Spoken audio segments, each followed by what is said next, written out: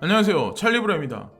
오늘 영상에서는 지금 바이낸스 루머가 코인텔레그래프에서 지금 돌고 있어요. 그거에 관해서 이제 엮어가지고 암호화폐 장세랑 엮어가지고 믹스해서 말씀을 드리고, 또 하나 이제 페이스북하고 오큘러스 퀘스트 VR 시스템하고 이제 관련해서 암호화폐 장세랑 엮어서 이제 말씀을 드리려고 해요. 그래서 뭐 단기간에 뭐 오른다 내린다 이런 거보다 저는 좀 약간 긴 관점에서 긴 호흡으로 이 시장에 들어온 것도 이제 2016년 초반에 들어왔으니까 진짜 매매하고 거래를 했던 거는 빗썸을 통해서 원래 제가 처음으로 했었거든요. 그때.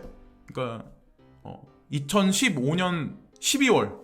지금도 기억하는데 12월, 그리고 2016년도 1월달, 그리고 나서 이제 코빗 거래소가 지금은 볼륨량이 되게 작은데 그땐 있었던 거래소가 제가 기억하는 거로는 빗썸이라는 거래소하고 코빗이 있었어요. 그리고 코빗이 아마 제가 알기로는 한국에선 아마 가장 먼저 태어난 거래소로 알고 있어요. 그리고 나서 거기에는 알트코인이 많이 없었어요. 그래서 알트코인이 많이 없었기 때문에 폴로니엑스라는 거래소에 가서 알트코인을 거래를 했었어요. 근데 거의 대부분이 다 영어권 국가, 유럽권 국가에 있는 사람이 되게 많았었어요. 동양인들보다는. 근데 한국 분들 중에 이제 사실을 잘 모르는 사람 중에 이제 방송하는 사람 중에 그런 사람들도 있어. 한국 사람만 알트코인을 거래를 한대. 거의 대부분의 어떤 알트코인 볼륨량이 있으면 그건 한국 사람이 올려준 거래. 근데 팩트는 그게 아니라는 거지. 사실은. 왜냐면 이 시장에 계속 오래 있었던 사람들은 그 사실을 알아. 근데 그 중간에 맥이 끊겨가지고 중간에 갑자기 들어온 사람들은 그 히스토리를 모르기 때문에 그냥 본인들 보는 수준, 본인들이 아는 수준에서 그냥 말을 그냥 던지는 것 뿐이에요. 그거를 잘 모르는 시청자들은 그걸 그냥 믿을 뿐이고. 그래서 사실적인 걸 알아야 된다고 이제 전 말씀드리는 거고, 그걸 제가 왜 말씀드리냐면, 바이낸스 US라는 거래소에 보면 지금 이게 원래는 중국계 거래소죠. 근데 이게 미국에 진출한 게 바이낸스 US다. 근데 거기에 네오코인이 여기에 리스트업 되고 코스모스가 여기 리스트업 된다. 이것도 또 색깔론을 여기다가 중국하고 미국의 색깔론을 대입하면 또 한두 끝도 없죠. 사실은 알고 보면. 이상하다고 여러분들이 한번 물음표를 한번 던져봐야 된다고 저는 생각을 하거든요. 그래서 뭐 옛날에 이제 사람들이 한 2년 전인가 1년 전에는 중국계 코인 다 망한다. 뭐 미국 코인만 살아남는다. 리플 코인만 살아남는다. 그래서 막 누군가는 방송을 그렇게 했었고, 그렇게 했었을 때도 저는 이제 욕을 먹으면서 뭐 이 코인 저 코인 상관하면 안 된다. 색깔론을 대입하지 말자. 그런 얘기를 되게 많이 했었죠. 그래서 어쨌든 결론이 점점 아마 드러나기 시작을 할 거고, 일단은 이거를 먼저 말씀을 드리고, 지금 도미넌스에 관해서 이제 말씀을 드리려고 하는데, 지금 보면 이 사람은 무슨 얘기를 하냐면, 이번 연도 말까지 지금 보면 65.8까지 떨어질 확률이 되게 높다. 도미넌스 자체가. 그래서 어떻게 될지 모르겠지만 이 사람이 보는 측면은 65.8까지 떨어지면서 알트코인들이 좀 이더리움부터 해가지고 리플코인도 그렇고 전반적인 반등세가 비트코인보다는 있지 않을까라는 얘기를 하는 거예요. 그리고 나서 어느 정도 알트코인이 오르면 또 이상한 거는 사람들이 막 알트코인 장세, 알트코인만 간다 막 이렇게 막 떠들어. 그럼 그러기 시작할 때 비트코인이 급격하게 올라갈 거다라는 얘기를 해요. 그래서 아직까지 뭐 알트장이다 이렇게 말하는 사람이 많이 없잖아요. 지금의 현재 상황이. 그러니까 앞으로에 관해서 얘기를 하는 거죠. 그래서 이 차트도 여러분들이 그냥 참고만 하시고, 만약에 실제로 도미넌스가 이렇게까지 만약에 비트코인 도미넌스가 떨어질 경우는 이더리움하고 리플이 급격하게 오르지 못하면 결국에는 이렇게 도미넌스가 떨어질 수 없어요. 근데 그렇게 될 가능성이 지금 이더리움에 관해서 좀 상승 쪽으로 바라보는 사람이 되게 많거든요. 생각보다 지금 그 해외 차티스트들은 제가 본 사람만 해도 몇 명이 돼요. 이제 제가 이제 가만히 보니까. 그리고 하반기 들어서는 비트코인 캐시하고 이더리움에 관해서, 그리고 리플코인에 관해서 좀 강세장이 오지 않을까라고 말하는 사람이 좀 약간 추세가 전반적으로 되게 많아요. 그렇게 따졌을 때 조금 전에 말씀드렸던 도미넌스에 관해서 말씀드린 그 사람 말이 어느 정도 논리가 저는 맞다고 생각을 하거든요.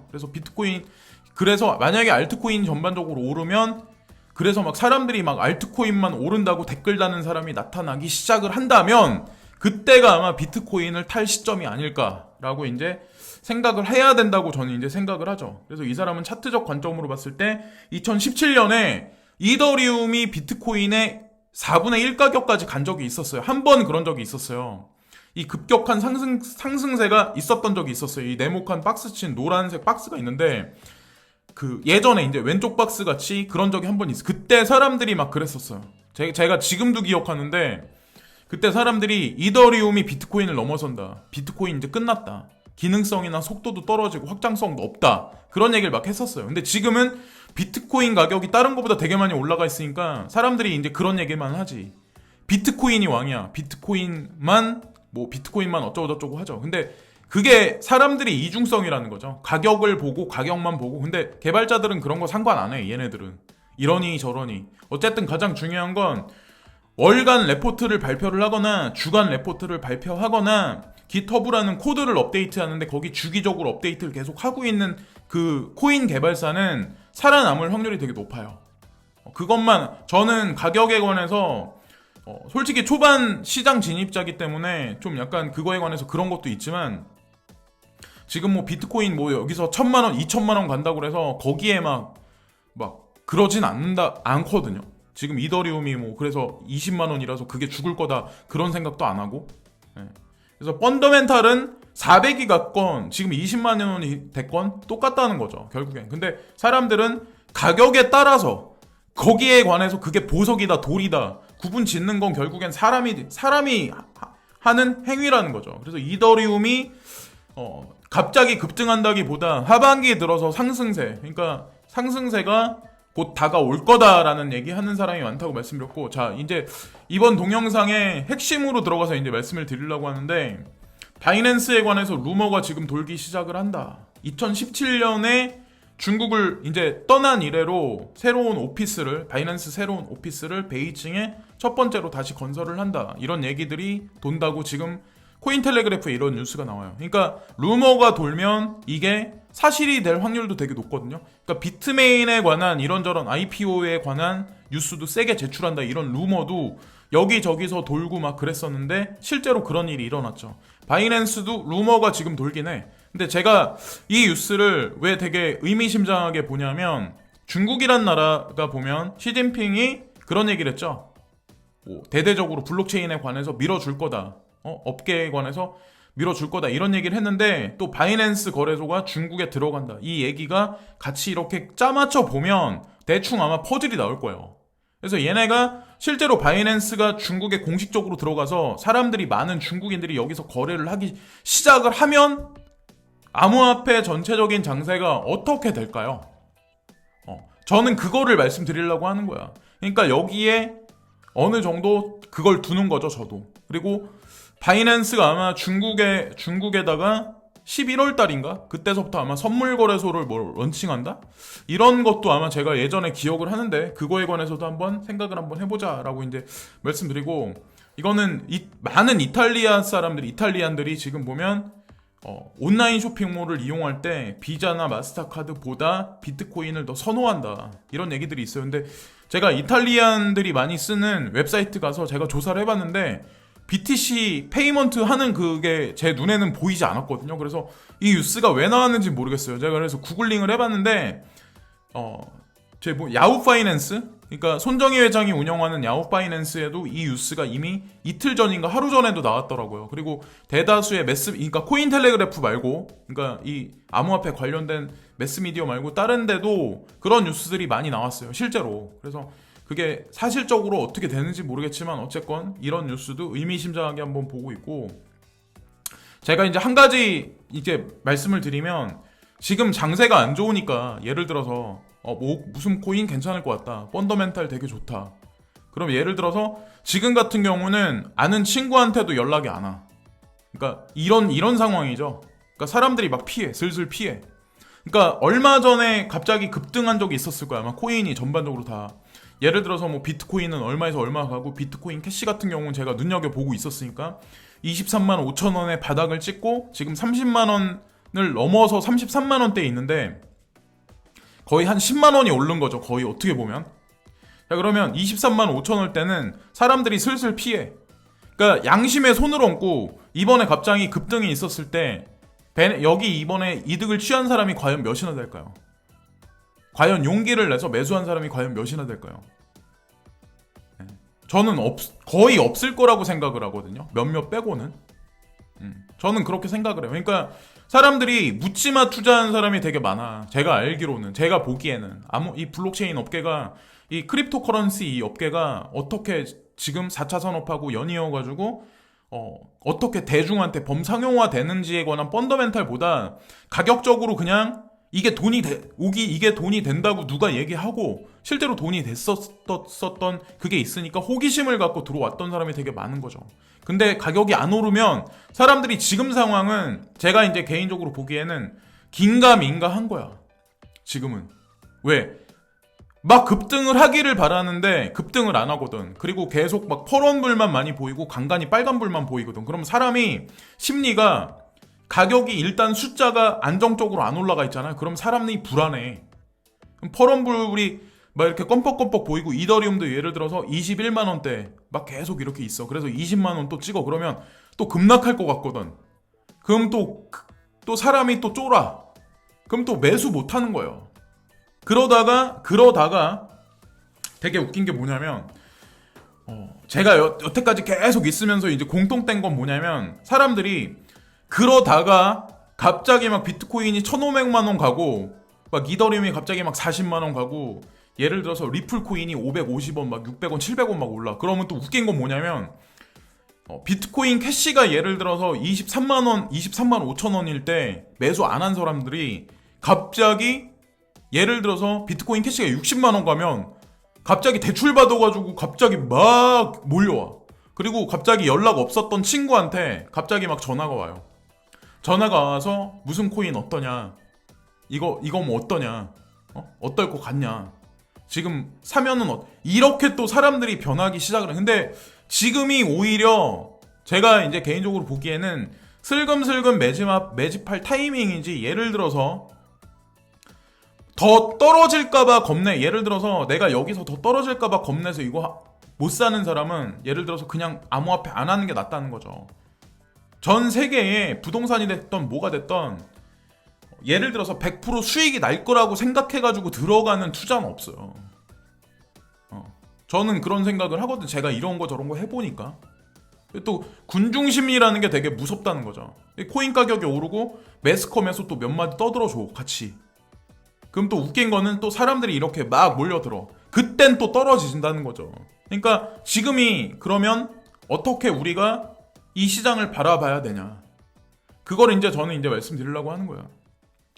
자, 리브라 코인에 관해서도 이런저런 말들이 되게 많아요. 오큘러스 퀘스트에 관해서도 아마 이미 사용을 하고 계신 분들도 있고 사용하려는 분들도 계시고 호기심이 많은 분들 같은 경우는 나이가 40이 넘으신 분들, 50이 다 되신 분들도 이런 걸 사가지고 직접 써보시고 게임도 해보시고 VR 챗도 해보시는 분도 아마 계시고 아마 많을 거예요. 근데 전 이런 거 호기심 되게 많거든요. 그래서 사실은 암호화폐에도 관심을 많이 갖게 된 거예요. 사실은 금은에 관해서 관심을 갖다가 사실은 그게 맞물려가지고 그게 이제 작용을 해서 사실은 암호화폐계에 직접적으로 투자를 하게 됐던 거고 26년도 초반에. 그래서 오큘러스 퀘스트를 제가 이제 말씀드리는 이유는 리브라 코인에 관해서 뭐 된다 안 된다 뭐 어쩌고 저쩌고 말이 많지만 결국에는 저는 지금 계속해서 딜레이하거나 계속 시간 끌기를 하는 이유가 오큘러스 퀘스트 개발 진척 상황하고 오큘러스 퀘스트에서 그러니까 지금 페이스북에서 준비하는 리브라 코인하고 저는 그게 매칭을 시키려고 일부러 그 시간 타이밍을 맞춘다고 생각을 하거든요. 미국의 공권력하고 이게 제 음모론일 수도 있고 제 그냥 내피셜일 수도 있는데 저는 그게 모든 것들이 다 연결돼 있다고 생각을 해요. 자, 전 세계에서 가장 큰 SNS 채널이에요. 페이스북이. 근데 거기서 저커버그가 예를 들어서 암호화폐하고 관련해서 리브라 코인을 발행을 하겠대. 그럼 그거로 인해서 시너지가 얼마나 많이 나오는데요. 예를 들어서 이 오큘러스 퀘스트를 통해서 가상 공간을 통해서 그리고 거기에 이커머스하고 그게 연동하고 전 세계에서 이게 리브라 코인이 상용화되면 거기서 나오는 시너지가 얼마나 많은데 미국에서 그거를 과감히 포기를 할까요? 그냥 쇼라는 거죠. 한마디로. 네.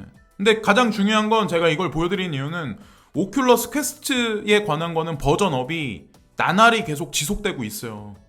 가격도 점진적으로 내려갈 가능성이 되게 농후하고 그래서 전반적으로 봤을 때 뭐 지금 보면 벡트 거래소에 뭐 범상용화하겠다, 암호화폐에 관해서 그런 얘기도 했죠.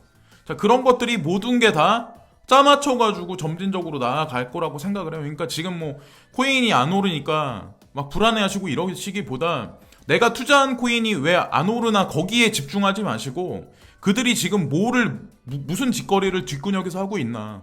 근데 또 웃긴 건 그런 거를 대놓고 마케팅을 안 하는 회사도 되게 많아요. 왜? 걔네들은 가격 신경 안 써.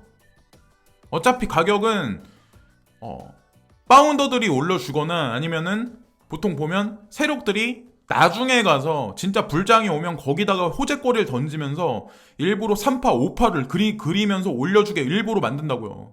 그러니까 지금이 대중들을 고통 속에 지금 빠져들어가지고 지치게 만드는 단계라고 그냥 보시면 된다고 저는 생각을 해요. 그래서 지금 시간에 그냥 이렇게 저렇게 그냥 보시는 것보다는 전체적인 어떤 이런 IT 업계나 트렌드들이 어떻게 맞물려 가나, 그리고 어느 쪽에서는 사실이 있고 어느 면에서는 좀 거짓이 있나에 관해서 구분할 시간이라고 저는 생각을 해요. 지금까지 오늘은 이런저런 뉴스보다 제 개인적인 생각을 되게 많이 말씀을 드렸는데, 네, 뭐 하여튼 그러네요. 그래서 중국하고 미국에 관해서 색깔론을 두지 말자라고 저는 이제 마지막으로 말씀드리는 이유가 왜 그러냐면, 자꾸 사람이 생각을 그렇게 하다 보면 자기 오류에 빠질 확률도 높고, 저도 옛날에 그랬어요. 백인 여자에 관한 어떤 그 상상이나 그런 게 되게 많았어요. 백인에 관한, 그러니까 백인 사회에 관한, 백인 국가에 대한 어떤 이상향이 되게 많았어요. 근데 실제로 그런 거를 많이 안 접해보고 한 사람들은 그런 거에 관한 환상이 되게 많다면, 이민 가면 어떻게 된다, 뭐 그리고 뭐 달러가 뭐 지구상의 패권을 1000년 동안 차지할 거다.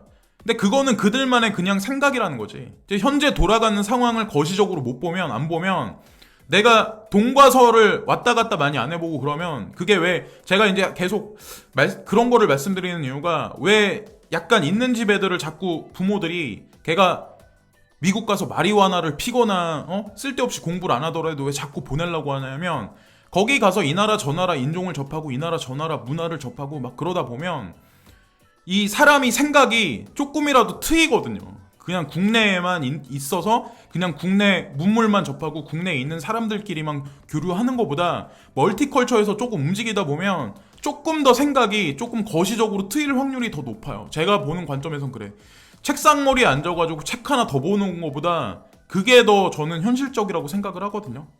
그러니까 뭐 하버드를 꼭 나와야, 뭐 아니면 뭐 아이비리그를 꼭 나와야 그 사람이 전 세계적인 사업가가 된다고 저는 생각 안 해. 짐 모리스 같은 사람 봐요. 가만히 보세요. 그런 사람들. 전 세계를 50살인가 그 사람 오토바이를 타고 뭐 여행을 갔다 막 그런 얘기들이 있잖아요. 그 사람이 그런 해안이나 그런 지식들이 저는 그런 데서 나온다고 생각을 하거든요.